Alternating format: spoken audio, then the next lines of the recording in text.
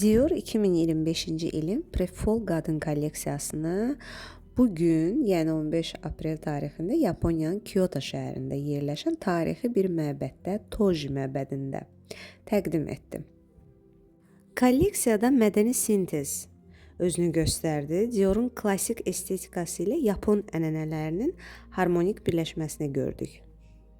Qeyd edim ki, Maria Grazia Curie öz ruhlanmasını məhz Yaponiyanın məşhur aktrisası, müğənnisi və rəqqasəsi olan Sada Yakoya həsr edib.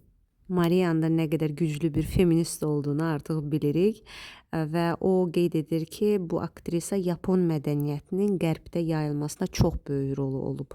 Qeyd edim ki, Christian Dior'un Yaponiyaya xüsusi marağı var idi. 53-cü ildə orada ilk kolleksiyasını göstərib, 71-ci ildə isə Yaponiyada ilk Dior butiki açılıb. Hətta 59-cu ildə Şəhzadə Michiko üçün, yəni onların sifarişi ilə Dior 3 ədəd gəlinlik hazırlayıb, hansı ki, indi şəkillərdə onları göstərəcəm.